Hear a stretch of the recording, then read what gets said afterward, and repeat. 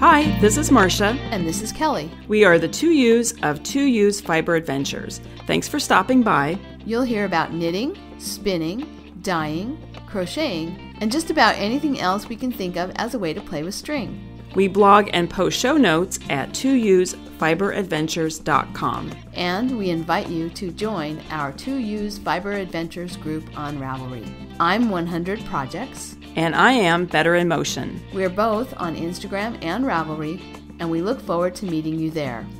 Enjoy the episode.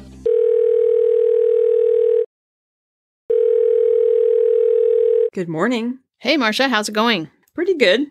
Good. I'm in recovery again. I was going to say, I saw your the mess you have to clean up. Yes. In your text message. So, this is going to be sort of a repeat of our last episode where, but anyway, what's going on is I'm going to be traveling, and I leave on December 25th, Christmas Day. I've never done anything like that before, Kelly. So it's going to be interesting to see what the airports are like, and I bet it'll be pretty slow on Christmas. I bet travel on Christmas Day will be really pleasant. Yeah, that's what everybody that has traveled said. Christmas Day is actually pretty chill. Mm-hmm. And then I come home on the 5th of January. But because I'm going to be out of town, I had Christmas last night. So we're recording on Sunday, the 22nd. So I had a Christmas gathering on December 21st, which I realized is the winter solstice. Mm-hmm. So you didn't save yourself from having to prepare Christmas dinner. No. No. And so my brother and I are doing this trip together, and he said to me, he originally said, we'll just have Christmas Eve and then we'll just leave Christmas Day. And I'm like, I'm sorry, how do I do that? If you have to leave the house at 7 a.m., I'm sorry, I don't know how I would do that. So he said, well, just don't even have Christmas. But me, being me, started to feel kind of guilty about it, and mostly about Ben, leaving him on Christmas Day. And as you know, his response was, I don't care. He has things to do anyway.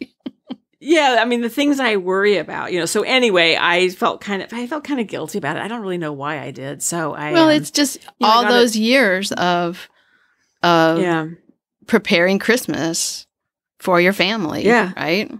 Yeah. It's hard to break that cycle, those patterns, I guess. Anyway, so it's nice that you were able to have friends over and celebrate anyway. And you like entertaining. Yeah, I do. As much as you need a recovery week afterwards. I think I would like Christmas. What I like about Thanksgiving is there's all the food, and I do like the cooking part of it. I do, even though I complain a lot. That's part of my nature to complain about it, though. But I like the food thing and planning the menu, and I like in Christmas I like that. What I kind of like about Thanksgiving, though, and any of the other holidays, there's no gifts involved. Yeah, and I find the gift giving is sort of, especially as we get okay. I don't want to sound like, oh, I don't need anything. You know how older people get. I don't need anything, but we don't really need anything. Right. And so trying to think of those things to give people. And then Ben, surprisingly, doesn't really want anything either. He's the, as I joke, he's the great minimalist, which is really easy to be when you have your mother's garage to put everything in. But right. So you have to be careful what you give him because it'll end up in your garage. Yeah, that's true. That's true. Anyway, that's funny. Anyway, but I sent you a picture of my dining room table this morning because my brother rinsed off the silver and the dishes, rinsed them off, but they don't go in the dishwasher, so they have to be hand washed, which I don't know why I do that to myself, but I do that to myself.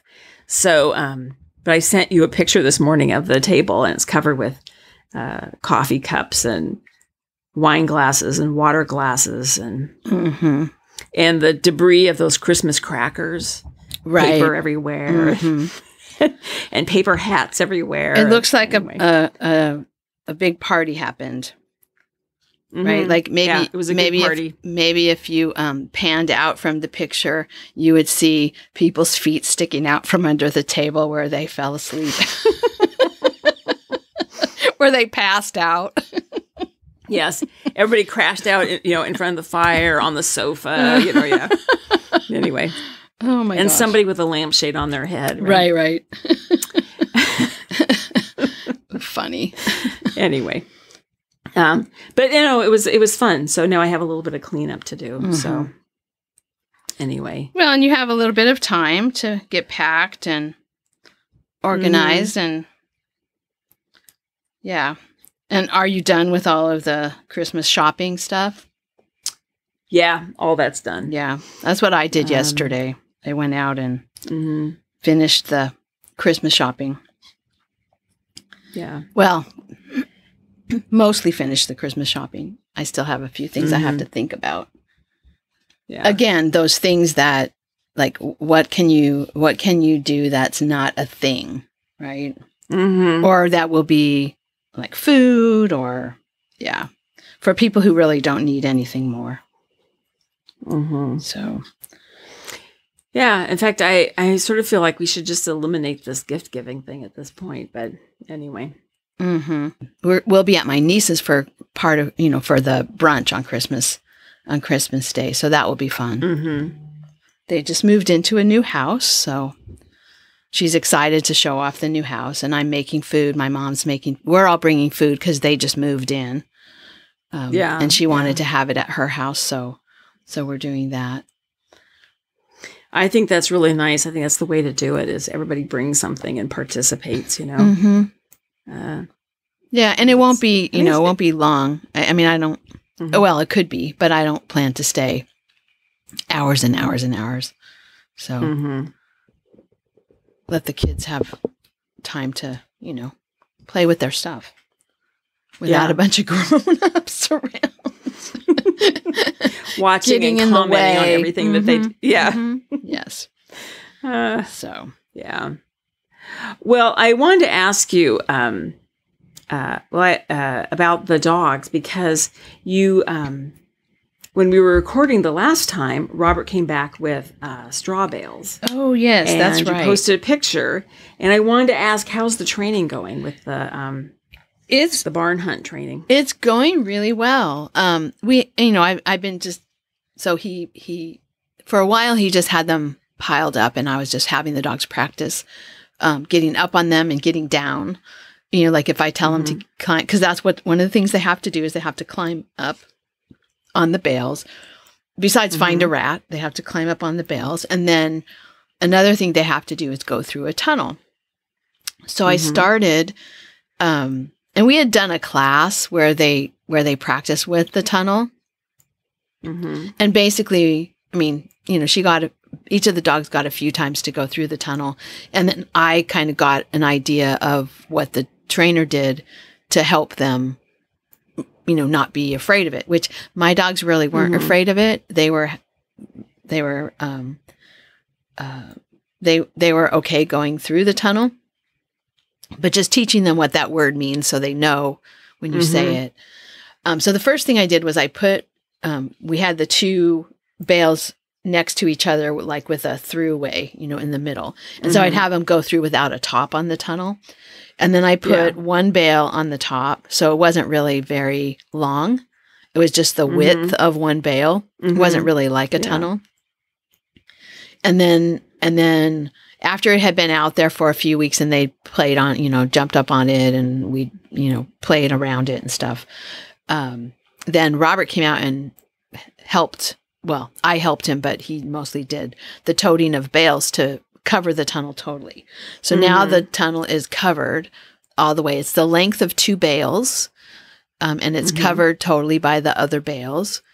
And so I've been having them, just when I'm out in the backyard, I'll call them down there and then I'll have them go through the tunnel.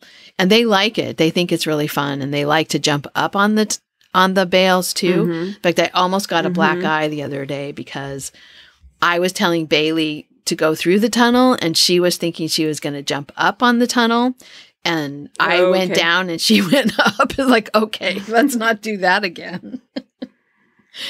So she doesn't exactly know what the word means, but if I point and gesture, she's willing to go through it. So I'd like her to get so she understands the word means to go through instead of jump up. You know, she has different words for jumping up and going through, but that's what they have to do besides finding the rat is jump up on the bales and then go through a tunnel.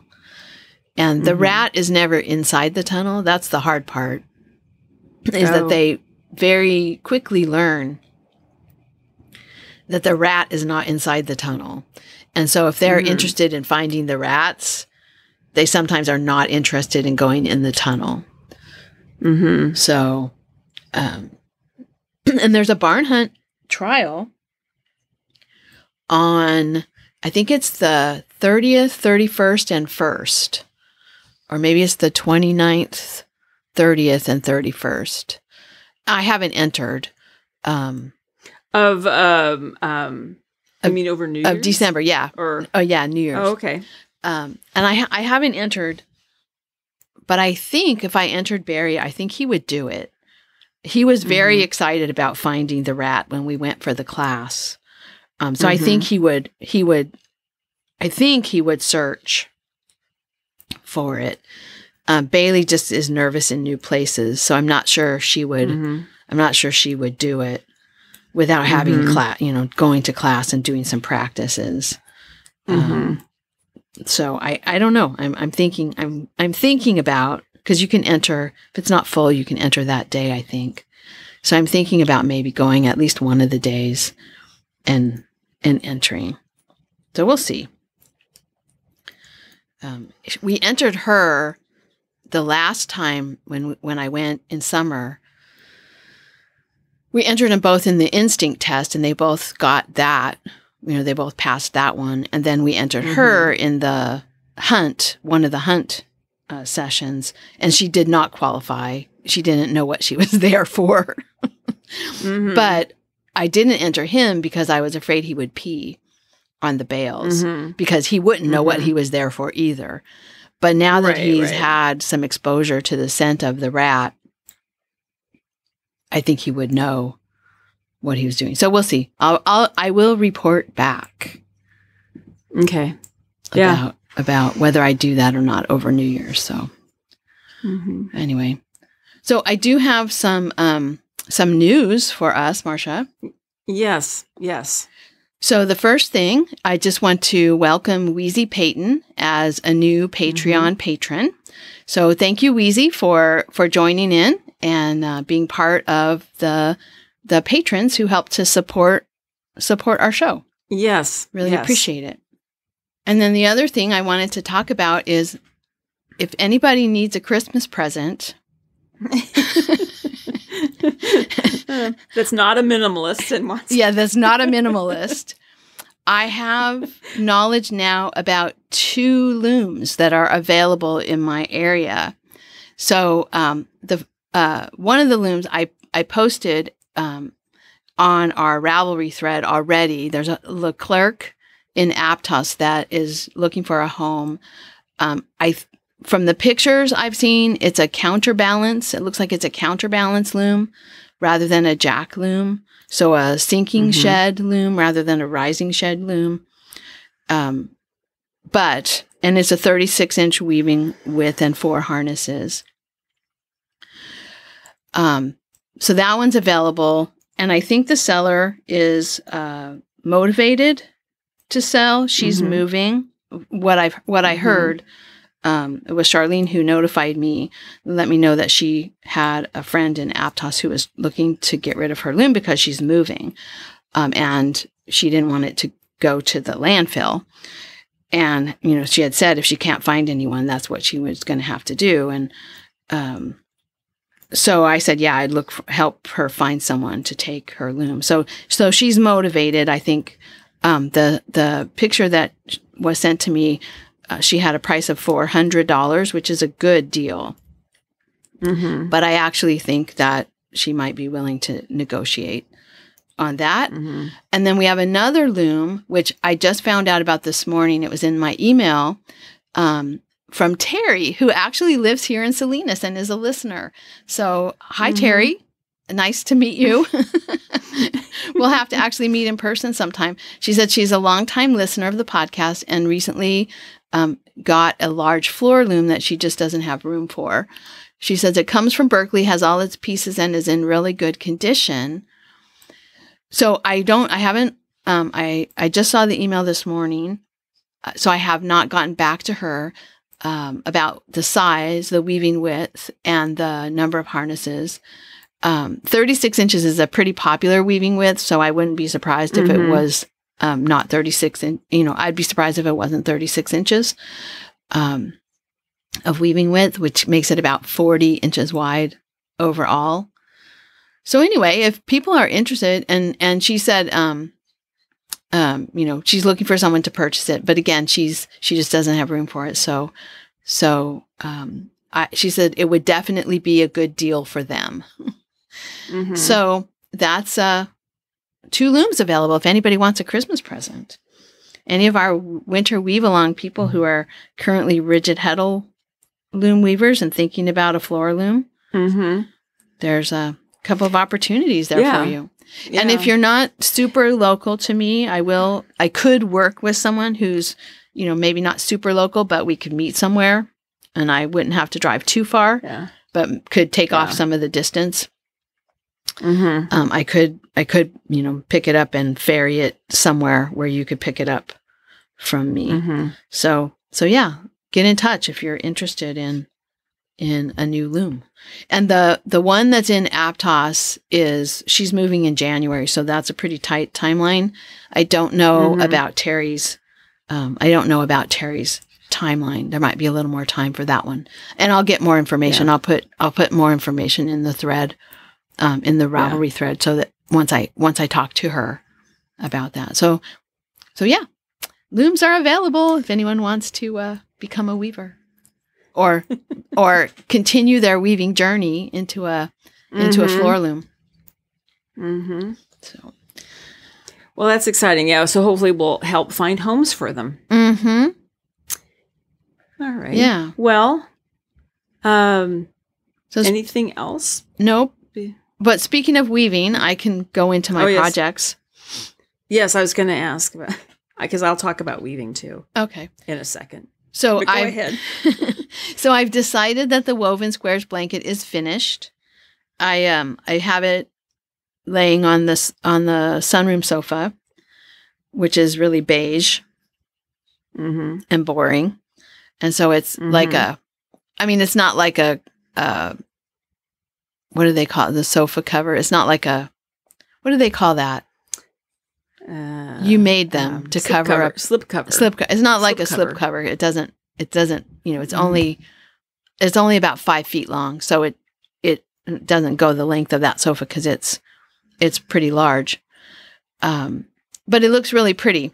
I really like it. I need to still wash it and dry it, but it's not quite the right weather for washing something as big as a blanket and getting it to block and dry out. So. That's done. I decided not to put a border around it at all. So I'm just going to leave it the way it is. I like it. So, okay. So that's just done. And I am enjoying it. But also, look at Ravelry. Speaking of weaving, I have the project that I wasn't going to talk about till it was finished. Oh. The curtain fabric is actually on the loom and I'm weaving. I got past the hem, past all the threading and the tying up and all that. And I'm actually weaving the Swedish lace pattern. So, okay. So yeah, I'm moving along on that. And of course it goes pretty quickly because it's just one shuttle. I am having a little bit of difficulty with the edges.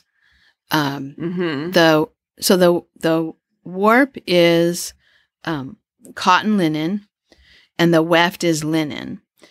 and it's linen singles. And the other curtains that I made, it was from Stash.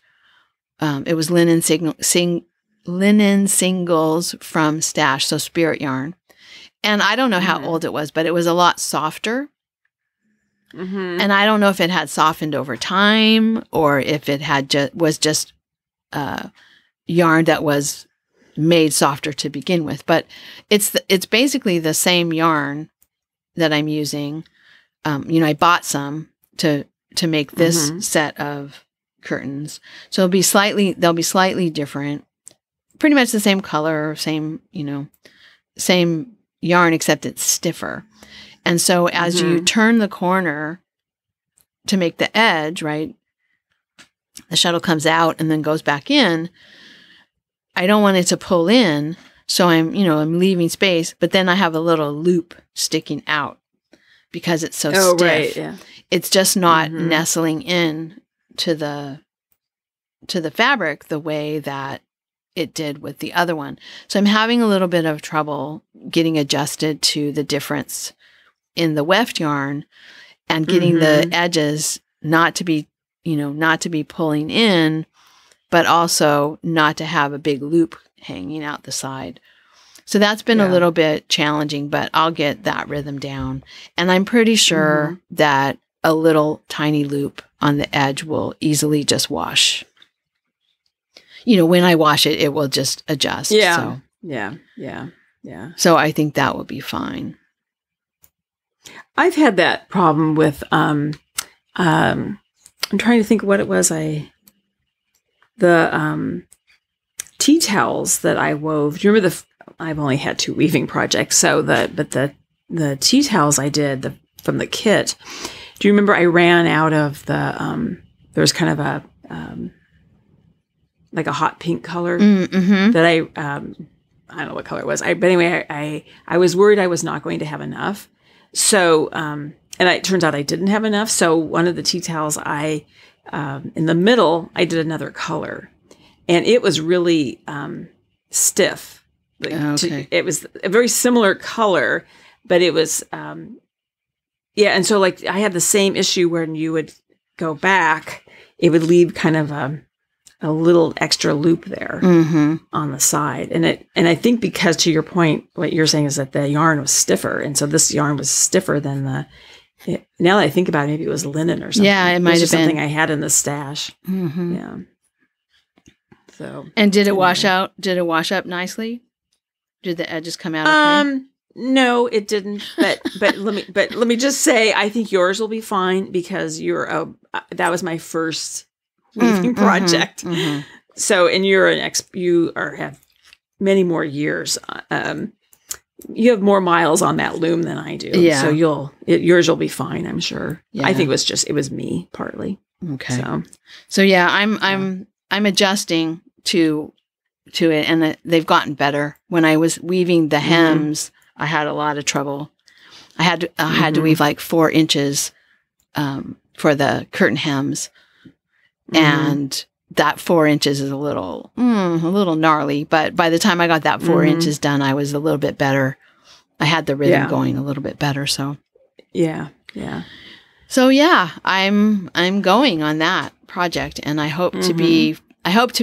So here's my hope. I hope to be finished with this 6.5 foot or 6.5 yard warp, and then I am thinking that what I'm going to do is tie the next warp onto the old warp. Use that technique. And so I'm hoping to do that technique before January 1st so I can meet the challenge. Okay. So what do you do? So you have your warp on the loom, and so then you take your second warp and you just tie it on the back side of it? No. And just tie it. So when you cut it off, when you cut the project off, you don't unthread. So you have your threads coming through, and you cut your old project off with enough thread left that you can then tie each new thread to the old thread. And so you don't have to, I mean, you do have to touch it all, right? Because you have to tie it. But you don't have to thread it through the But you heddles. don't have to re-thread through the heddles. And so because I don't have any errors, I had no threading errors. I caught errors as I was threading. I caught errors with my winding. Actually, it was because of broken threads. I had a couple of broken threads as I wound on. But so now that I know I don't have errors, when I tie on, I know I'm tying on a clean, error-free threading. So I've never done that before. I've never used that technique. So I want to try it. And so I'm hoping to be able to finish this yardage in time to be able to use that technique before the end of the year. Because that was my challenge, right? The do something you have never done before the end of the year. Yeah. So, and I think this warp should take me, if I just sit down and I've had interruptions. I've worked a little, had interruptions, things I had to get done. And so, I think if I just have a couple of days of weaving with, where that's my main project of the day, and I don't have meetings or shopping or cooking or, things to interrupt me, I should be able to finish this warp by the end of 2024. And then tie on the new one. I'll tie one on. For New Year's Eve. That's what I'll do. I'll tie one on. Oh my gosh. Where did that saying come from, I wonder? I have no idea. Yeah. Huh. Well, so many things come from weaving. So many terms we have come from weaving. Maybe that came from weaving. Yeah. I'm going to have to. I don't know. To look. So anyway, that's a finished project, a weaving project on the loom. I've done a little bit more of the fleece carding. One day, I can't remember why I had to be outside. Maybe because it was just too nice, or maybe because Barry was outside and I didn't want him to be alone with the chickens. I can't remember, but one day I was outside for a couple of hours. And so I got out the carding and I did a little bit of carding. And then right now I'm knitting on a charity hat. I found acrylic stash left over from Faye's blanket. And so I'm not sure why I saved it. I saved it thinking I would use it maybe for bears. I don't know. I had forgotten that I stashed it away, and I came across this little package of full skeins of acrylic that were left. So I thought, I'll just make some charity hats. So that's what I've been doing.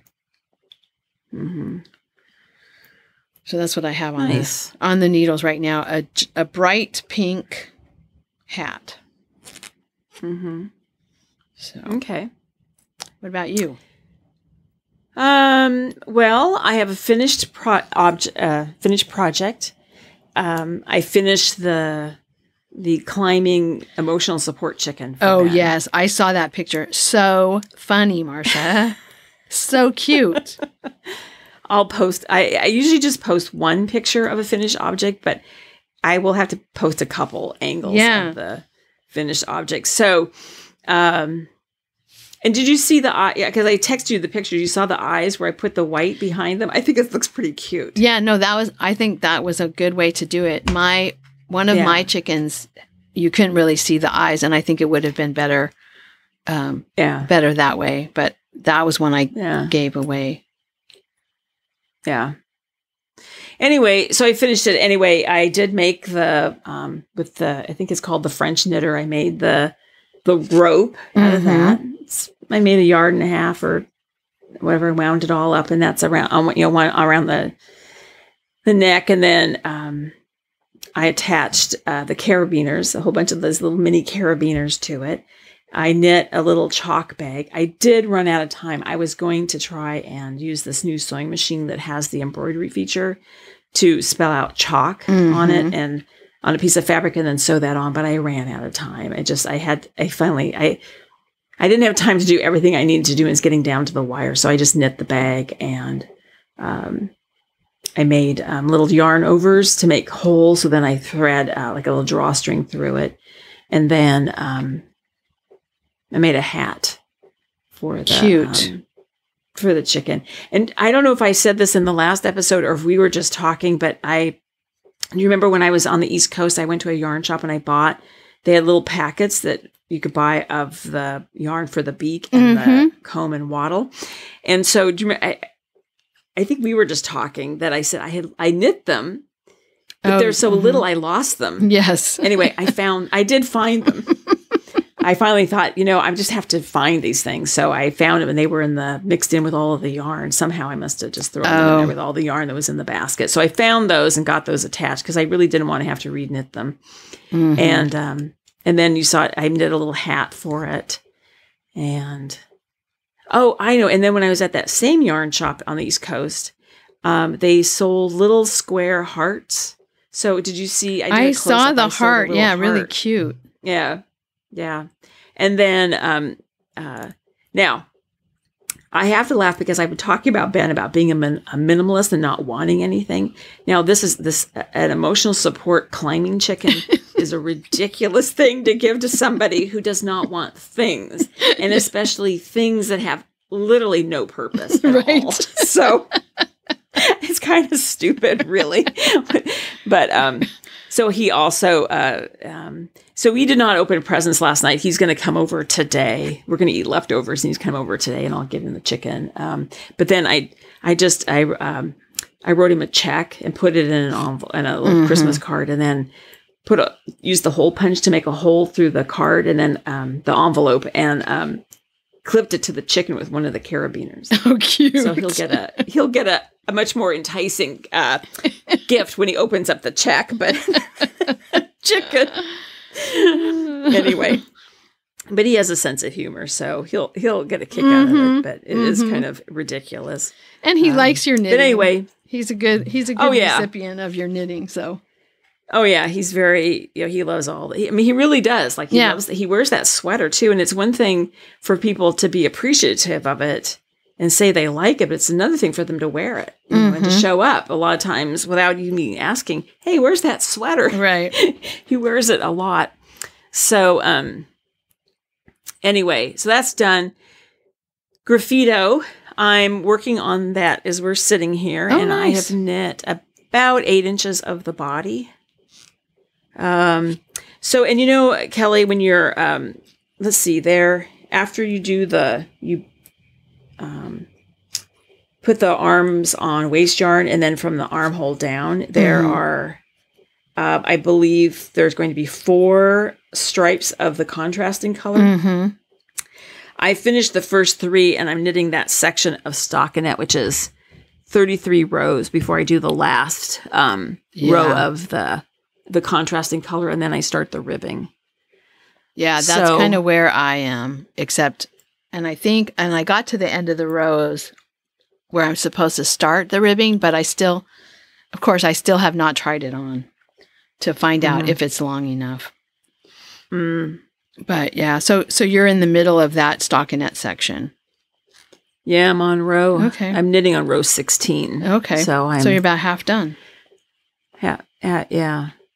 And then the ribbing is 3 inches. So fair amount of ribbing. Yeah. Anyway, but I'll take it with me. I'm at a good place that I could travel with it, knit with people. Right. The yoke is not people knitting. No, the yoke is pretty fun, but it's not public. It's not knitting in public. Yeah. So making good progress on that. And I remember I was talking about the Ames beanie. I've not fixed my mistake I made with but I'm going to take that with me and fix it and finish that. Yeah. And my socks, because I was really concentrating on the chicken, I haven't really picked those up. So I've knit about 3 inches of the second sock. Oh, that's good. So, anyway. That's another good project to take with you. Yeah. And then I'm going to bring something else with me. I mean, the thing is, I know I'm not going to finish the second sock or the sweater on the 10 days, given that we're also going to be doing things. It's not like I'm sitting for 10 days knitting, right? So, right. but I always feel like, so I'm not going to finish either the sock or the sweater while I'm gone, or the hat. But I always feel like I need to bring something else just in case. Right. So I may just throw in another skein of sock yarn. We'll see. I don't know. Yeah. Well, in case you get to a point where you can't, in case you get to a point where you're on any of those projects where it's like, okay, this is not good. This is not good knitting for just sitting around. Then you have another option to cast on a sock. Yeah. Well, and I will tell you, on the plane, I do sometimes knit on my sock on the plane, but I don't really like to do it only because it's not the knitting, it's my needles. I have those signature needles, and I don't want to drop one on the plane because you're crowded. There's no way you can if you drop it on the floor, if you just can't see it, you can't get under the seat to start looking around because there's people, right? I can't. Right. So I'm always hesitant to knit with those on the plane. Yeah. But anyway, and then weaving. I just have to talk about weaving. Guess how much I've gotten done, Kelly? Nothing.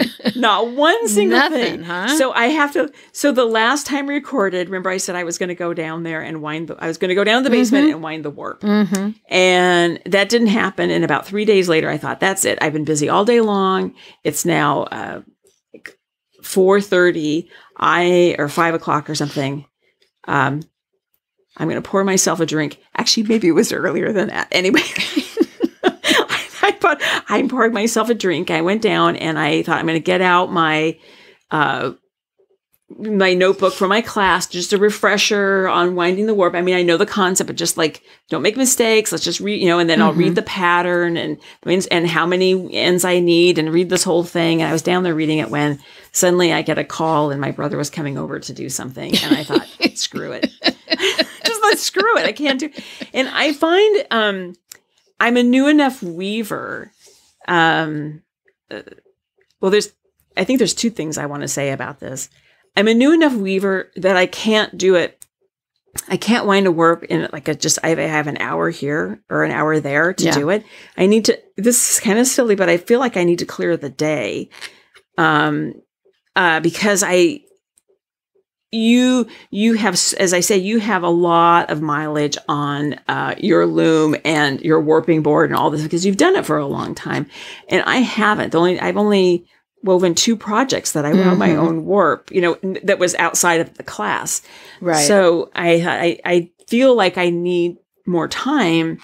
I can't just wind it in an hour and then get ready for my next thing. So, and having people there too, I just wanted to be quiet. And then the other thing I would say, I realized this the other day, part of it too is this type of thing is really pleasurable. I find I take a lot of, I get a lot of pleasure out of knitting, winding the ball of yarn to get ready to knit, doing the swatch, preparing to knit, knitting. And the same thing with the weaving. And it feels to me that all these intrusions are, I don't want to just try and cram the joy and the fun and the pleasure into an hour. I want to have my day to do it. Yeah. That makes sense. No, that makes total sense. And so I finally, so in the middle of people all to this, leave you alone. I know. So I have been thinking about it, and I think what I knew, we've talked about this before, but that you had taken it was a meeting that you went to, or a personal development class that you had taken, and about the idea of the jar that you fill it with sand and gravel, and then you try to put the big rocks in and they won't fit. But if you put the big rocks in first, then the gravel, and you pour the sand around it, you can get it to fit. Yes. And the idea is that things that you really want to do are the rocks, and all the sand and the gravel are all those little extraneous things that keep you from doing the things you really want to do. So I think what I need to do is block out days on the calendar. Yeah. this is my weaving day. This is my craft day. Or this is just my personal day to just go down in the basement and get lost in sewing or weaving or whatever. Yes. Or just sitting down there reading or whatever. Because I don't really ever have a day like that that's just uninterrupted where the whole day is ahead of me. Where nothing. Yeah. Other than, and even in those days that if I take a day like that, they're still walking the dog, right? That'll always be there. But I think I just need to make an appointment with myself on the calendar. Because Anyway. Yeah, that's a good idea. I think that's a really good idea. I have to laugh because Kim borrowed back she borrowed the warping board and the rattle, I think after Thanksgiving. And I said, I would like to have it back. I see you're correcting my spelling. I can see you typing on the show notes. Because that's what, it's funny. Because I spelled rattle. The first time I put it in as RADDLE, and autocorrect said that was incorrect and changed it to RATTLE. Yeah. And I thought, and you changed it back with the D spelling. Yeah. So I was right the first time. Anyway. Autocorrect doesn't know weaving terms. Yes. It was just funny. I can see you typing in there. But anyway, she borrowed all of it she said, I'll get it back to you as soon as possible because I know you want to wind your warp. I said, that would be great because I really want to wind that warp after Thanksgiving. So she got it back in like 3 days or something. And she called me, I guess it was Wednesday or something. She wanted to know if she could borrow it back because she wound her warp, warped the loom, and wove napkins and was ready to start her next project. And I had done nothing. So she has them now. And so I said, just keep it. I'm back. I'm not going to get anything done until I get home, which is, after the 5th of January. So that's my weaving. Someday, Kelly, someday. I think I think you're right that your first order of business is in January to set up your calendar. And I know you don't use the electronic calendar, but this is the nice thing about the calendar on your, the electronic calendar is that you set up an appointment and then you can make it repeat like every week, that day, that time. And then it's just there. But you could do that on your personal calendar too. You just, yeah, and just mark the time. Well, and when we were doing all the training for the distance walking, my first year I trained, I realized I didn't train the right way, which is I fit the walking in around all the other stuff. And then my training really got good is when I actually you had sent me a training schedule and I wrote it in on my calendar. And then, not only what date I was going to go, but also how the distance. And then I scheduled everything around that. Yeah. And it worked really well. Yeah. You have to just be committed to it. And I also learned, the first year was really hard because I didn't train properly. And so that was a real motivator to avoid that physical pain. There's no physical pain to better. Not weaving. Yeah. And so, there's no physical pain in not weaving, but there also, I think, I guess the equivalent would be, I feel kind of unhappy. I want to get lost in it. And it just doesn't seem to, and I haven't made, I think let me back up a second. I remember, in college, I took a ceramics class and I, would go over there and I think I'd been there an hour and I'd been there 4 hours. Yeah. And the same thing when I was younger and I did a lot of sewing, I made a lot of my clothes and I made slip covers and all this stuff.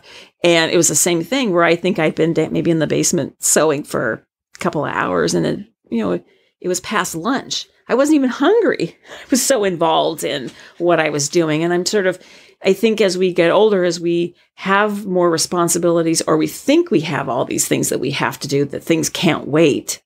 Cleaning the bathroom can wait. Right. The world will not end if I don't clean it that day, So these are things that I never thought about when I was younger. I didn't clean the bathroom when I was in college. Right. And honestly, when I lived at home, I didn't clean the bathroom either. Right. That's what I had a mother for, right? And so now I have all those responsibilities. So, yeah, it's an interesting thing to think about how to kind of create space for creativity. Yeah. Yeah, and it is harder. Or whatever it is we want I was to do. determined to get, I was determined to get that warp on the loom, tied on, start the weaving, get past the hem. And so I was doing it in between. I had, a few meetings last week, even though school was over. I had agreed to do a couple of meetings. I had, the Christmas shopping things to do. I had some other stuff Robert and I did. We went to the movies. Oh, we saw Wicked. It was very good. Things, right? Phase performance, choir performance at school. So I was in between those things, getting in and doing a little and then doing a little more and doing a little more. And so I did get it to the point where I could weave it, and I got to the point where I am now. But that isn't ideal, right? I did that because I was determined to get it to the point where I can just, sit and weave and, weave off that yardage. And so I do understand what you're talking about. I think that's a good idea. I think that's a I don't know, I know people are conflicted about New Year's resolutions, but I think that's a good one. Is like put your rocks on the big rocks on your calendar first. And then, you have to also say, well, I'm not available when people won't leave you alone. Well, I will tell you, now people who know me, if I ever say this, this is my trick I've learned is when someone said, oh, can you, whatever, fill in the blank, whatever the thing is. And then you just say oh, I would love to, but I'm really sorry, but that's not going to fit with my schedule. They never ask what's going on. So, and your schedule could be like, oh, I have appointments because I have to do this, I have to do this. Or your schedule could be, it's like, I just want to sit at home. Right. I have an appointment with myself. That's right. Right. So, yeah. So it can be, I think it's okay to just, as I say, make a date with yourself to, I think it's okay. Am I practicing that? No.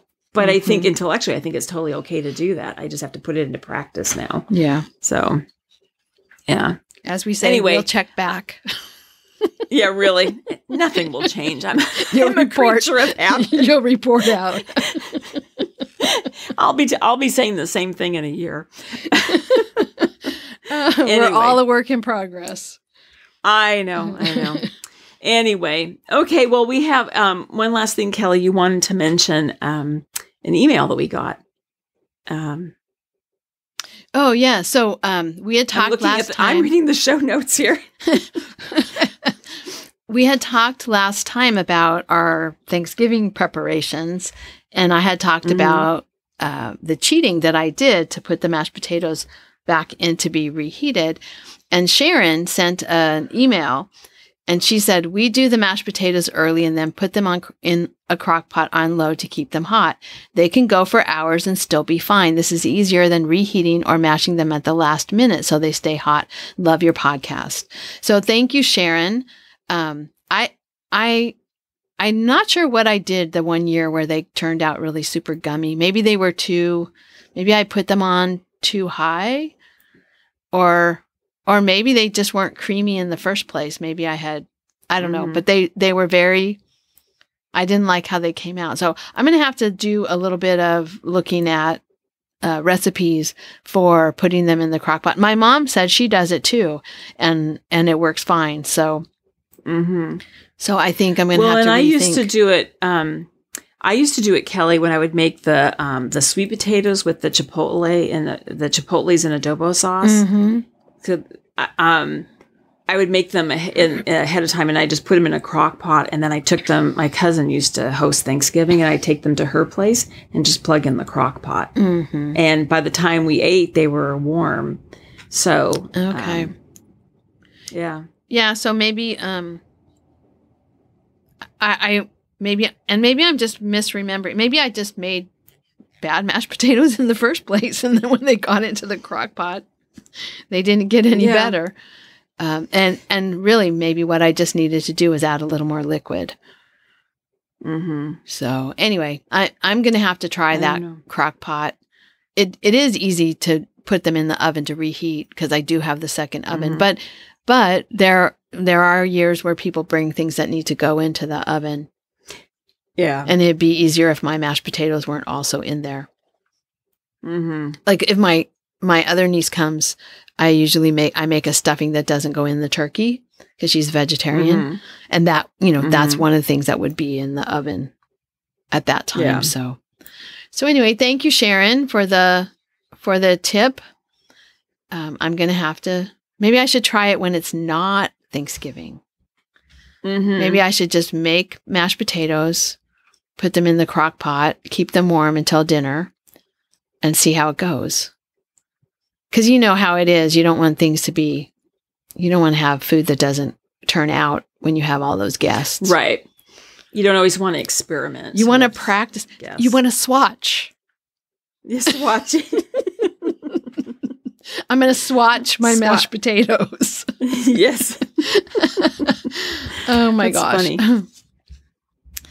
All right. So I think we've talked about the weaving, and the winter weave along is going along till March. So you have plenty of time.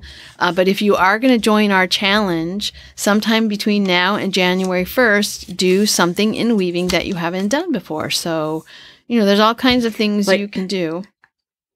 I was going to say, Kelly, like start. Oh, that would be good, Marsha.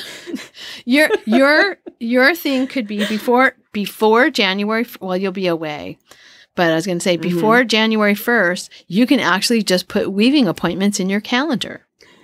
Yeah, that's true. I can do that before I leave. I can do that. Mm-hmm, okay. Well, anyway, you can put them in your. I interrupted you. Put them in your phone, and then a little message will pop up to say, in 10 minutes, you're supposed to be down there weaving.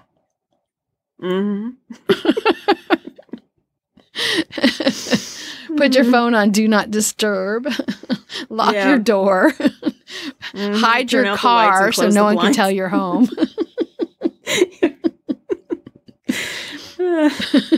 Anyway, well, I interrupted you. Let's go back to No, I just, doing anything that you haven't done before. And it could be any kind of any kind of finishing, a fiber you haven't used, a structure you haven't used. It doesn't have to be complicated.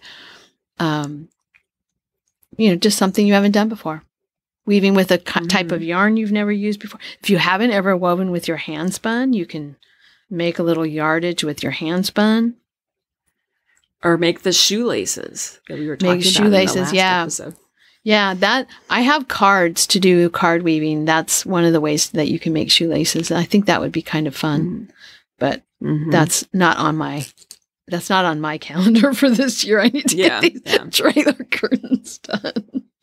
I'm not allowed to start another weaving project until the trailer curtains are done. So, in fact, I'm not going to have them done before Christmas, but I'll have them done. I'll have the trailer curtains done, at least this batch done before New Year's. So I think that's it for me. Did we catch everything that was in our show notes? Don't forget, if you want to loom, get in touch. Email me. I'll be watching my email. Instagram message me. Ravelry message me. 100 projects. Or 2 Ewes at 2ewesfiberadventures.com is our email address.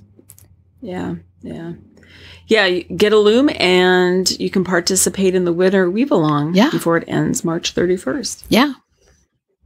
That would be great. And we could find homes for these 2 looms so they don't end up, well, I don't think I don't think they'll end up in the landfill, but anyway, we just want to find homes for these 2 looms. Yeah. Yeah. Okay. Well, is there anything else we need to talk about? I don't think so. I think we're good.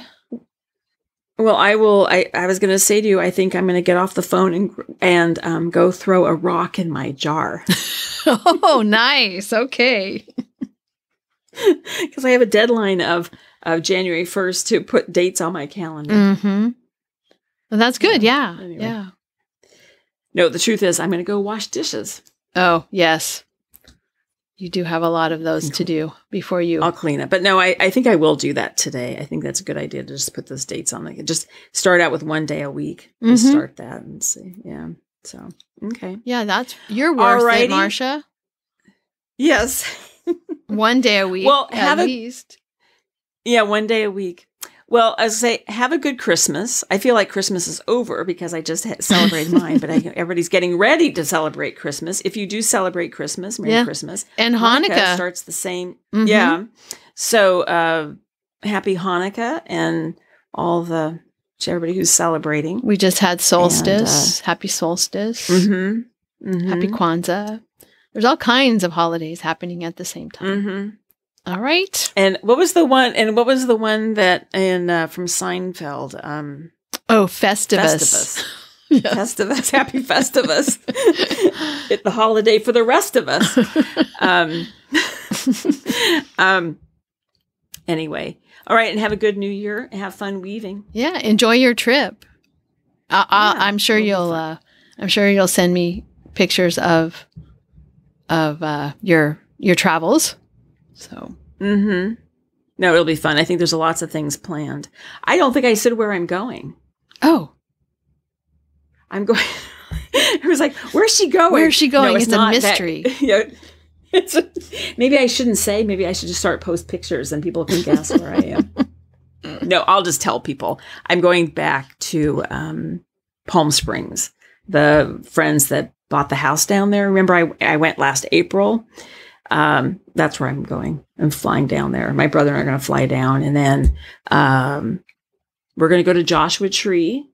That's good because you wanted to do that the last time you were there. Mm-hmm. But I was really concerned because it was really hot. Yeah.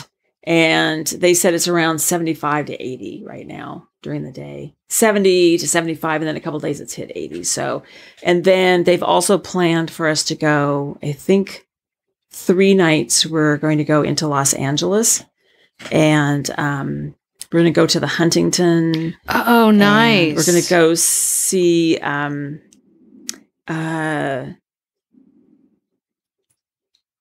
think it's the Gamble House, which is designed by Green and Green, I think. Historic arts and craft house. So we're going to go see that.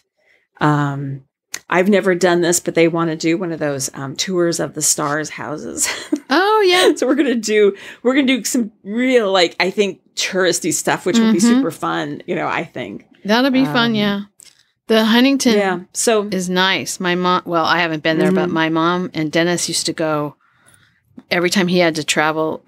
He had a lot of travel down to LA. And so a lot of times she would go with him and they would visit the gardens. Yeah. Is what she liked the most. Yeah. So, yeah.